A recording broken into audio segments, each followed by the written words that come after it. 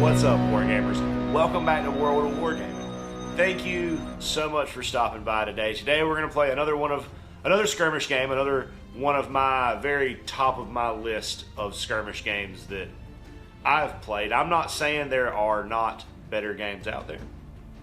I'm saying that of the selection that I have played, Warcry is one of my favorite. It is a simple system, and it is very bloody and crunchy. Things tend to have a chunk of wounds, and there are no saves in this game, which is something that I absolutely adore because it really speeds up gameplay. It's just one attack roll, and then you take some damage or you don't take some damage, and it's the other person's turn, and we just keep rolling. So today we're going to be looking at a standard 1,000-point game, but what's special about this game is this is going to be game one of a Warcry campaign that I'm going to be playing again with my good buddy Rob.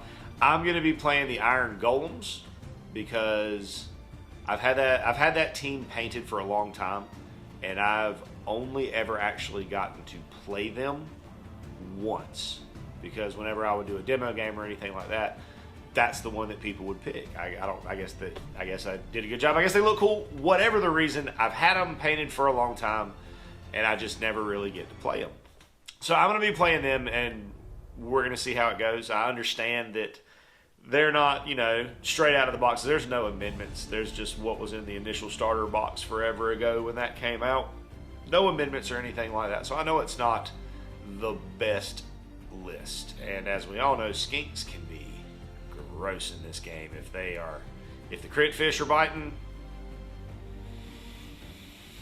yeah, skinks can be pretty tough.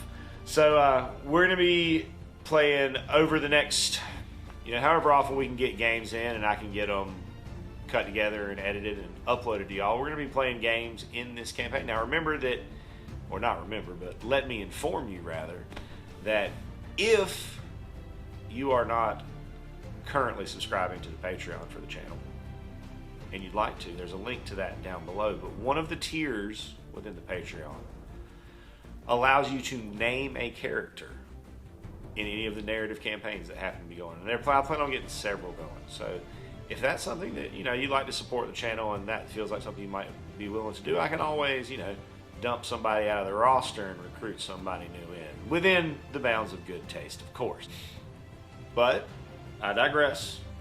I will pause with my shameless self-promotion because that's not entirely why we're here. And we're going to go ahead and get into the game. We're going to take a look at the armies, the warbands. We're going to take a look at the board that we're going to be playing on, and we're going to take a look at the mission. And then afterwards, I may do. So I'm not sure how I'm going to put the story together, but we're going to piece these games together over the course of this into some form of cohesive story to tell. So let's see what happens. All right. Up first, we have my warband of Iron Golems, Greel's Get. Now, all these fellas, all these Iron Golems up here, they're all kin and cousins and everything else. So starting from this side over, or actually, no, we'll start with our Dominar. So that's going to be Garn Greel, and then our Breacher is going to be Garn Varsk. Our Signifier is going to be Varka Sorgev.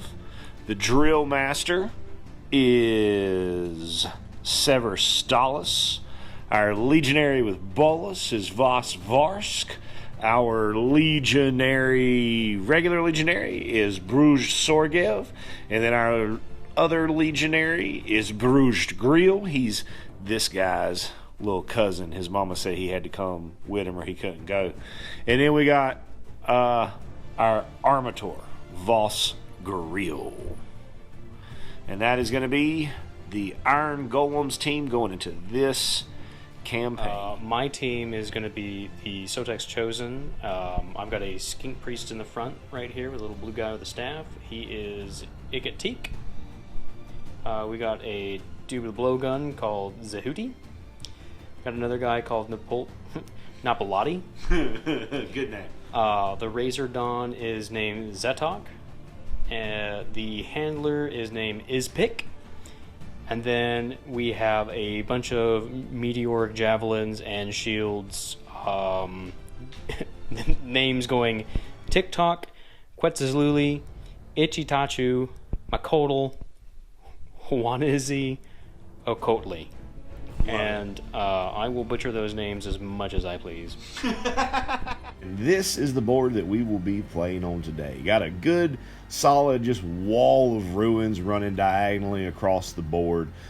Deployment drew the bell tower, so we get a little bit of extra verticality up on top of that, which I always love. It's one of my favorite things about Warcry is the verticality. This little building right here where the stairs fell down, we end up turning that around just because there's a hook point for the stairs on the other side, so it just made more sense to do it that way. So now we're going to roll off for attacker defender for the first round. 2, 3. All right. Rob has split up his warband first into his hammer, shield, dagger. Remembering that the shield has to have a third of the army in it. Everything has to have at least one. This is his split. Let's go take a look at mine. So my warband split is going to go shield, hammer, dagger, with my leader and the breacher making up this hard punching hammer. Put that card for us, Rob. Which one? That one. This one right here? Yup. Come on. All right, Deadly Gambit. So we are looking at... You on the roll? Do you want to be red or blue, Rob? I will always be blue. So we are going to be starting with our daggers only on the board, and then our hammers and shields will be coming on round 2. All right, this is how the board sits with our daggers on the field and our hammers and shields in reserves, waiting to come on round 2. Pull that mission card for us. What do we get here? The prize. The players roll off, and the winner places one treasure token on the battlefield within 6 inches horizontally of the center of the battlefield. The battle ends after 3 rounds. When the battle ends, the player whose fighter is carrying the treasure wins the battle. Roll off. All right. 5. All right, so you get to place the treasure. Prized toad has been placed. On to our twist. Yeah. Favorable position. Draw 2 twist cards, redrawing cards with the fate rune mark, then roll off. The winner picks which of those twist cards is in effect this battle. So we got the Gore Moon Rises. Add 1 to the value of abilities to a maximum of 6 used by all fighters. Or Blizzard. No ability or attack can be used to target an enemy fighter more than 9 inches away this battle. In addition, after a fighter's activation, if they did not make a move action in that activation, roll a dice. On a 1, allocate 3 damage points to that fighter. 6, 3. Look at me. I'm going to pick Blizzard because lizards have cold blood, and that means they're not going to fight as well, whereas I am obviously from the frosty, frozen, chaotic north. Everything in place, we are ready for initiative roll. That's right. So I'm going to get a double and 4 singles.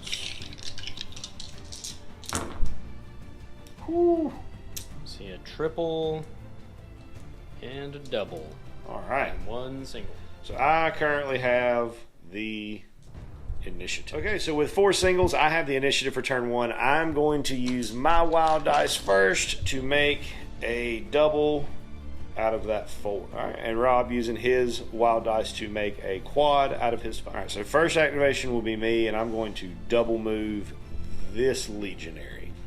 Finishing his movement up here close enough to the bell tower stuff to get a toughness bonus, cover bonus from that, even though I'm up here and otherwise kind of exposed.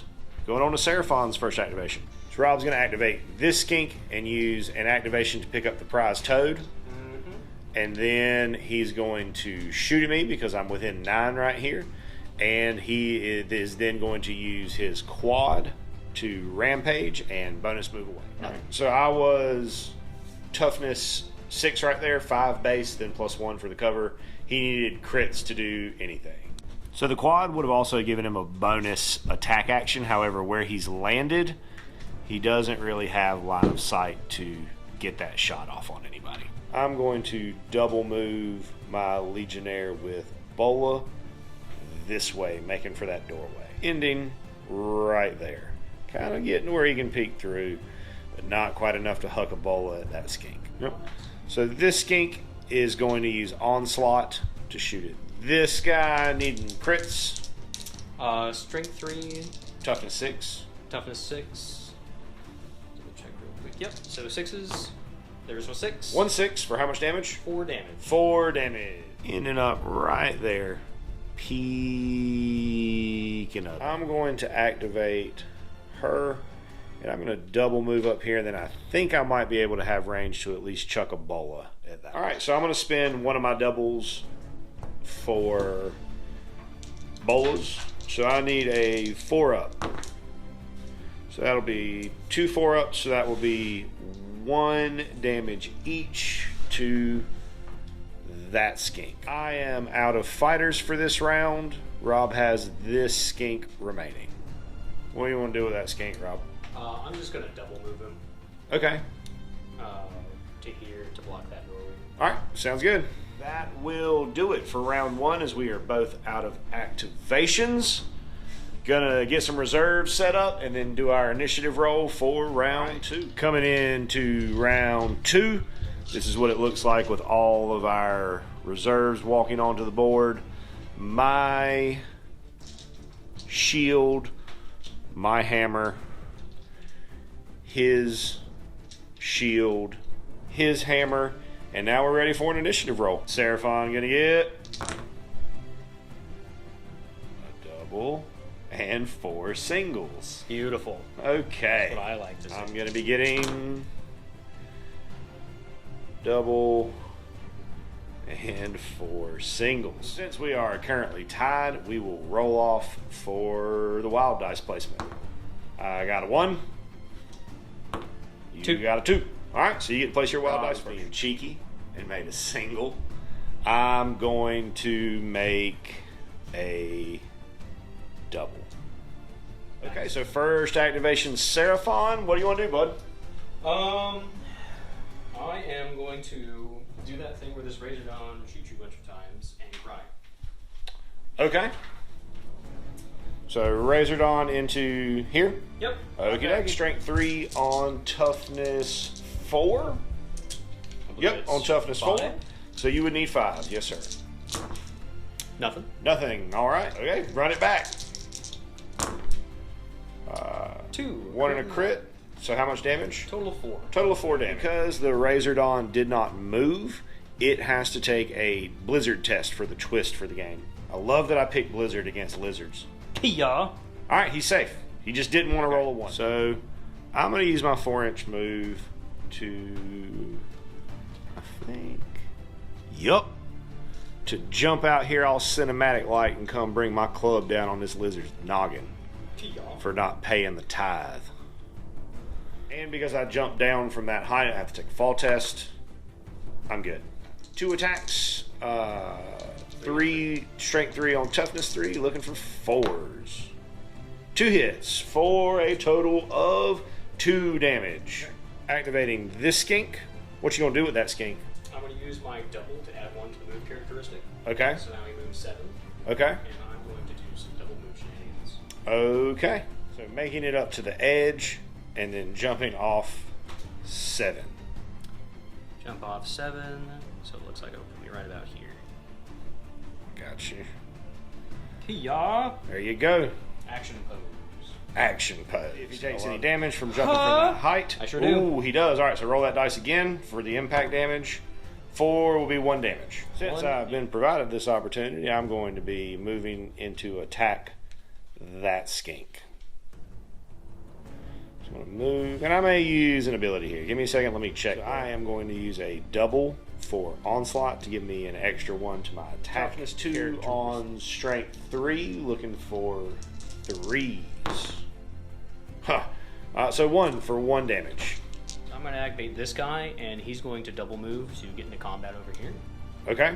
And that'll be his turn. All right. Ending right there.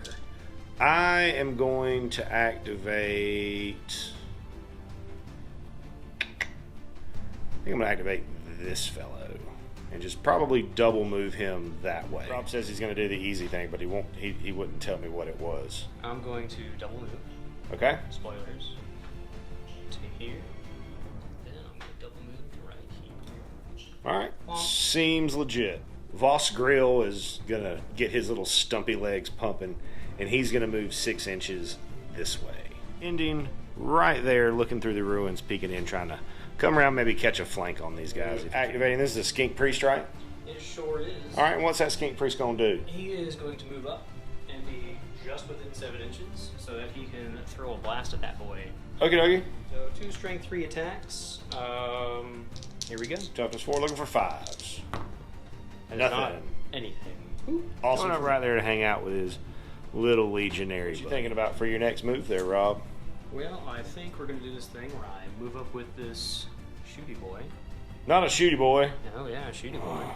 Gonna move up to here. Skinks are so good in this game. And let's see if you're with a 9 over here.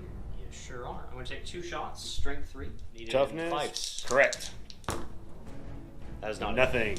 That's the thing with skinks is they're either like hit and hit big. Crit fish. Yeah, they are 100%. Yes, sir. Crit fish. I'm going to double move my signifier up the field this way.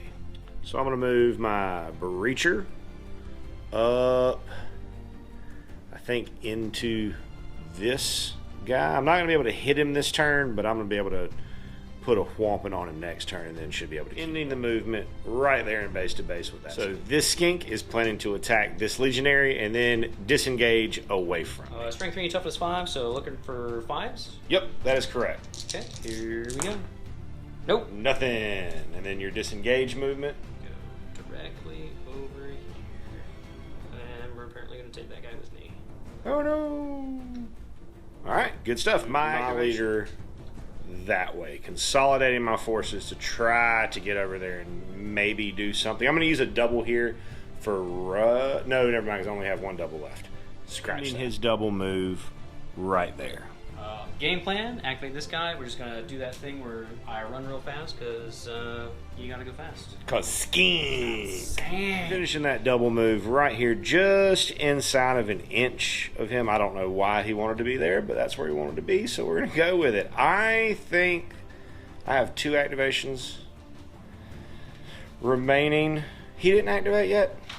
He did. He chased down that skink. He did. I just forgot to put an X on him. Okay, You so definitely have this guy. I've got him, and I think that's the end of my activations because I think I stole one of your markers. So I'm going to disengage this way, jump this way, and then use my last double to throw a bolo here. Okay, first thing to see is if I take any impact damage. I do not. So then we use that double to throw the bolo. Nothing. I'm out of activations with the Iron Golems. There are 2 skink activations remaining. Let's see what Rob wants to do. What you thinking, Rob? Well, we're going to be super, super mean, and we're going to take this skink handler, and he's going to come up and smack that dude in the face. All right, smack away. Oh, wait a minute. Hold on. Never mind. I'm tripping. Back to the crit fishing. 2 attacks, strength 3 on toughness 4. Toughness 4, so I need 5s. And nothing. Nothing. Well, last guy is going to move right over here. And get some swings in on this one, I assume? Yep. All right, crit fish time. 3 attack at strength 3, and he's looking for 5s and 6s. Nope. Nothing. That'll do it for round 2, going into the last round of this game of Warcry, which will be round 3. Okay. Back up for 1 second on turn 2. We did forget to activate the guy who was hiding in the doorway. So he moves through the doorway, gonna throw a spear at that legionary with a bolus. Looking for a 5 or a 6. 5 or a 6. Oops, that's not and to total. hit the dice tray. That's 5. a 5. That's so 1 damage. 1 damage to the initiative roll. Oh, that's pretty good. That's the best I've seen thus far. That might be helpful. So a quad and 2 singles for me. Oh, Jesus. Double, triple, single for you. Giving me the wild dice choice first. And I'm going to make a double out of this 2. So makes a single, forcing the and then double moving away to the corner. On this one, I assume? Yep, the one with the treasure. So using one of the Seraphon abilities here, Nimble Retreat, as a double to bounce away, just for a free disengage. Yep. I probably should have fought harder for the initiative there, but that's okay. I'm going to use my quad right here, right now, for Whirlwind of Death to allocate 5 damage to every enemy model within 3 inches of me. That's rude. So that's going to be all of these folks. Yep. Still got my 2 actions left, so I'm going to attack this one, and then I'll make a decision about what I'm going to do. 3s on 3s, looking for 4s. Nothing. I'll attack him again. Nothing. And I'll take a blizzard test. Whew! That was very close to being not good. So you're going to use one of the universal triples here to activate for Inspiring Presence from the Skink Priest. So plan is to shoot his staff spell here and then move away to avoid possible cold-blooded damage. So strength 3 on toughness. 4. So I'm looking for 5s and 6s. Wait, 4? Yes, 4. Nothing. Ending his movement away right there, and with the Inspiring Presence, it's got to be one within 6, correct? That one. Yeah, that was the one I chose. Okay, so this one is going to activate. Now, what's he going to do? He's going to be a dirty, dirty cheater. Okay.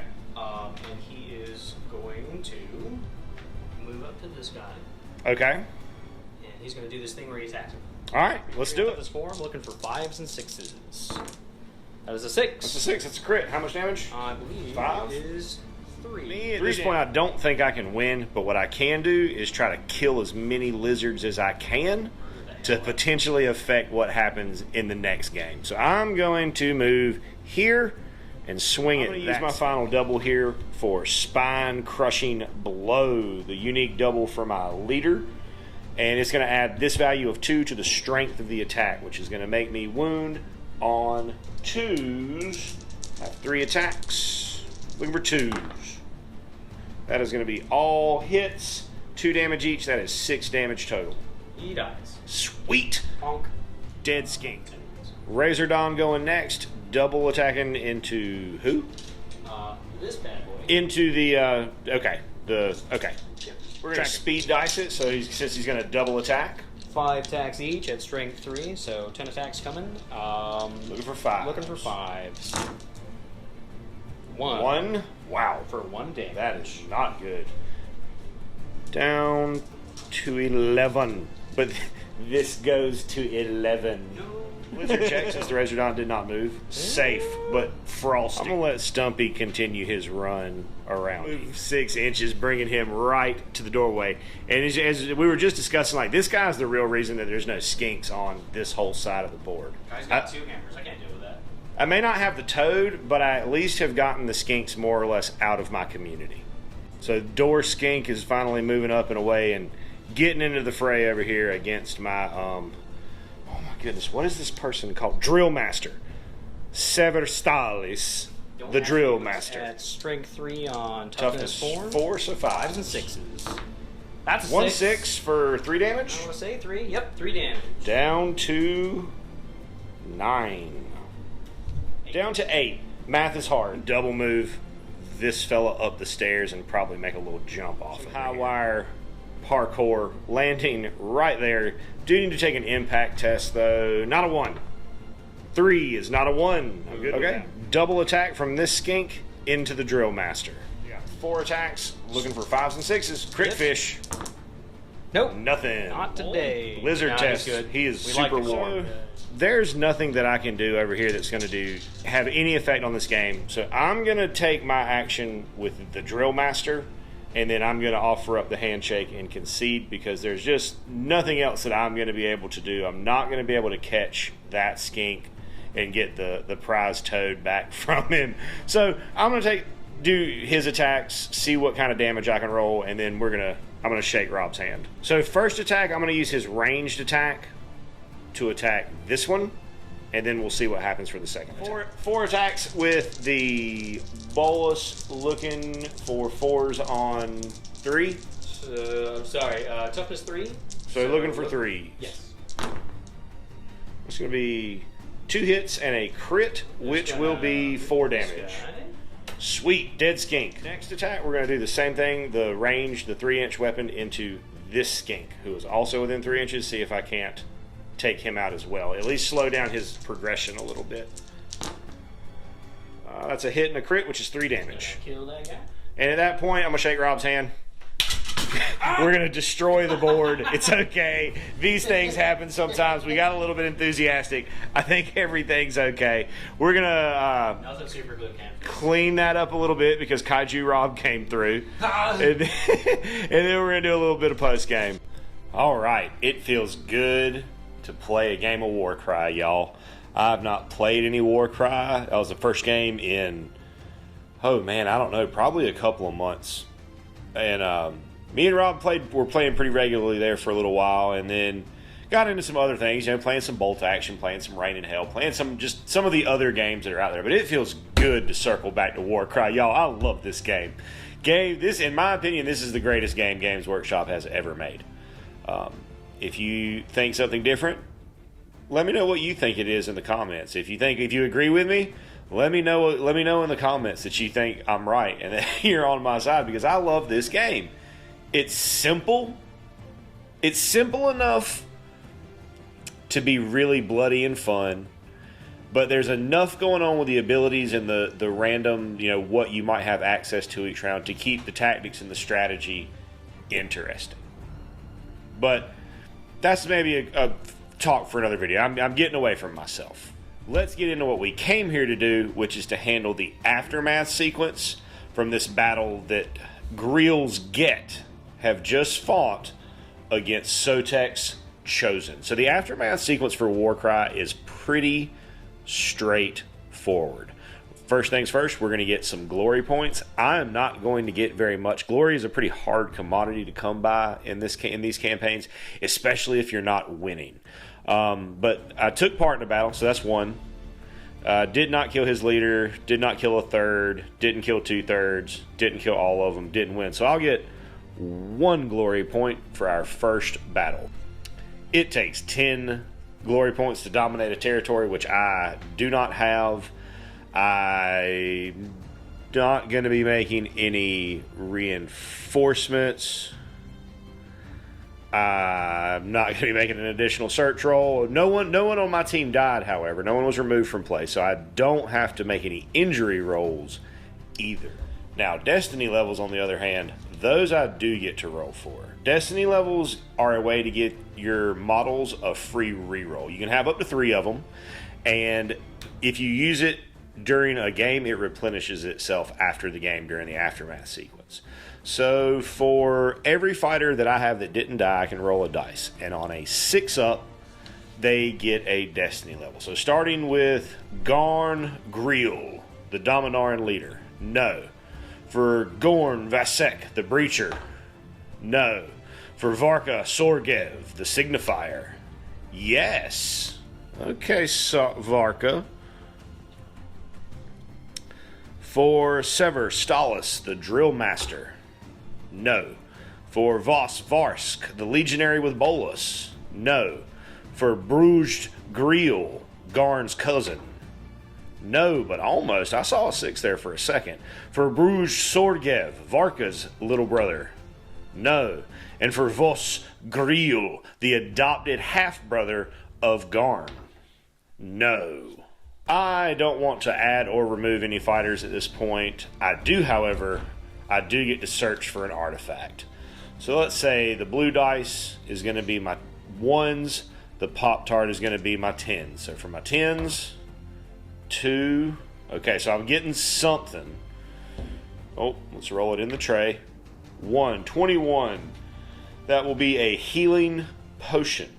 This glass bottle is filled with a sparkling crimson liquid that heals and refreshes. It's a consumable. I can use this lesser artifact as an action. If I do so, I remove D6 damage points allocated to them. And I'm going to take a second and think about who I want to give that to. I've thought about it for a while. And I still don't really know who to give this healing potion to. That is guess, one of my big faults as a gamer, especially when it comes to stuff like this. I don't know who to give it to. So what I'm going to go with is I am going to give the artifact that we found to Varka, because Varka earned that destiny level, thereby doing something to have proven himself worthy in the eyes of the ruinous powers. So if the ruinous powers, if the elder gods are okay with shining their horrid gaze upon Varka, then I guess he should get the healing potion. And this is page 68. This is something that I've recently started doing that I want to talk to you about for just a second. I've found over my years of gaming, D&D, narrative campaigns, stuff like this, they never give you enough room to write what it is and what it does. So what I have started doing, and I got this from playing Reign in Hell because it's something that they do in the expansion for that game, the Oculus Sphere, is they always give you the page numbers for stuff. So I've just gotten to where I write down what it is, and then I write the page number for whatever book that it's in, as opposed to trying to cram a whole bunch of words or descriptions or whatever in shorthand into a tiny little space. So that's just a little pro tip that I've started doing. If it helps you out, that's awesome. I hope you take it and run with it, and you're welcome to it. Moving on. So I will advance along my tracker one map point closer. So that will be, I like to mark my campaigns with L's and W's in the things, just so that at the end of it I have a record of how well I did over the course of everything. I don't get any artifacts of power or command traits this go round. No favored warriors. I did not complete my quest, and I'm not choosing a new quest, so that does it for today.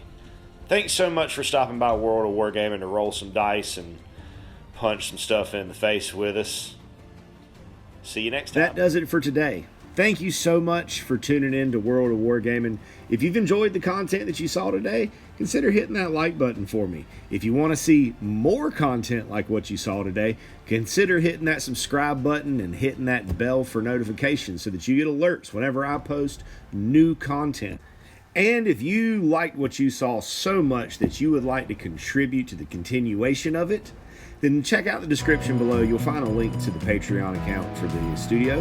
And there are numerous tiers there structured for however little or however much you would like to help out. And I want you to know that regardless of any of those things, if you do any of those things or don't do any of those things, I'm incredibly grateful that you stopped by and hung out today. I hope you have a great rest of your day, and I hope that the dice are ever in your favor.